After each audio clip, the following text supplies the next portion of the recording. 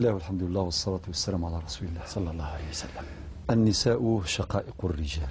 لا يمكن أن تبنى حضارة ولا أن تؤسس أسرة ولا مجتمع إلا برجل وامرأة، فكل منهما خلق لأداء مهمة أو مهام محددة. فالإسلام يؤصل فكرة التكامل لا التصادم بين الرجال والنساء. ففكرة التكامل في الحقيقة تؤدي إلى تحقيق جملة من الأهداف. من هذه الأهداف أن الرجل يشعر في قارة نفسه أنه في حاجة إلى امرأة تساعده، زوجة وأما وأختا وبنتا في جميع أحوالها، والمرأة كذلك. الهدف الثاني يزول الخصام، تزول ذلك التمييز بين الرجال والنساء، تزول العداوات. إذا كان الرجل دائما ينظر المرأة على أنها في الجهة المقابلة لا يمكن أن تحظى بحق إلا بعد جهاد وبعد نضال وبعد ثورات فبالتالي ممكن أيضا الرجل كذلك يثور. فبالتالي الإسلام يجذر بقيمه وبآياته وبجميع أحكامه، يجذر فكرة التكامل بين الرجل والمرأة. هذه رسالة أولى. رسالة الثانية وأكد عليها، لا يحتاج إلى بيان باش نقول أن الإسلام أعطى المكانة اللائقة للمرأة في جميع أحوالها. هذا أمر لا يستحق إلى مزيد بيان، كما يقول المتنبي في بعض أشعاره: لا يصح في الأفهام شيء إذا احتاج النهار إلى دليل. ولكن في المجال التطبيقي العملي لا يمكن أن ننكر أن المرأة تواجه عقبات من قبل الرجال والنساء. أحيانا جدا المرأة هي التي تصنع وتبدع في صناعة العقبات لأختها المرأة. صحيح. لكي نكون واضحين. إذا نجد أن المرأة تعيش عقبات داخل أسرتها. صحيح. قبل زواجها وداخل بيت الزوجية وفي المجتمع وربما في العمل وإلى آخره. فبالتالي إذن أعتقد أنه يجب أن تصرف الأنظار إلى هذه العقبات التي تعيشها المرأة. هذه رسالة ثانية ولا أفصل. الرسالة الثالثة أن المرأة الآن تحكمها جملة قيم. كاين قيم شرعية إسلامية، هذه لا خوف عليها. أي امرأة في الدنيا تهتدي بقيم الإسلام وبهدي الإسلام لن تضيع. هذا هو طريق السلامة. طريق السلامة اللي ما يكونش متبوع بالندامة إطلاقا. الإسلام وضع سبيل مستقيم، معالم واضحة وبارزة. المرأة اللي مشات في هذا الطريق لن تضيع ولا تتيه، وهو طريق السعادة في الدنيا وفي الآخرة.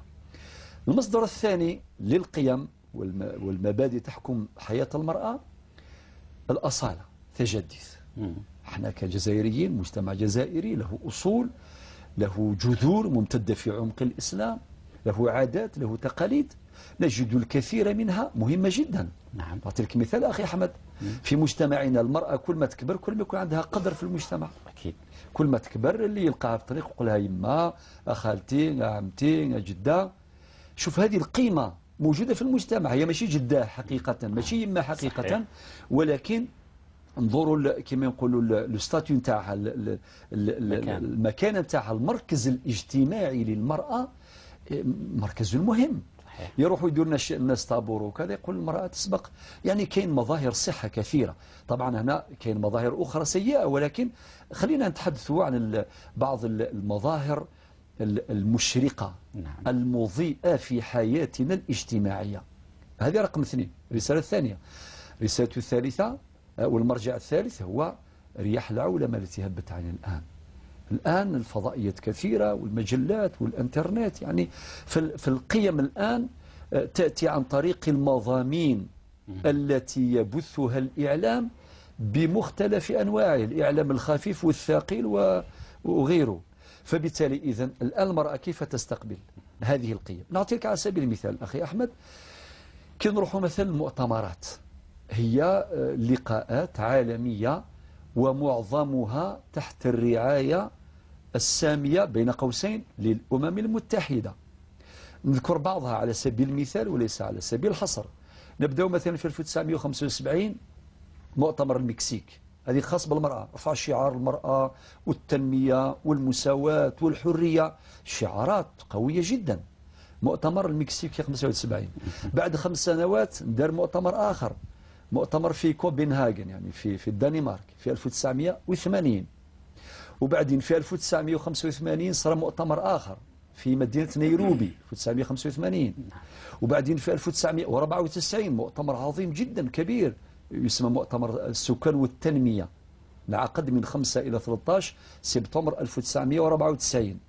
وهذا المؤتمر حضرته 160 دولة، يعني 160 دولة سجلت حضورها في هذا المؤتمر العالمي تحت الرعاية نتاع الأمم المتحدة بالقاهرة.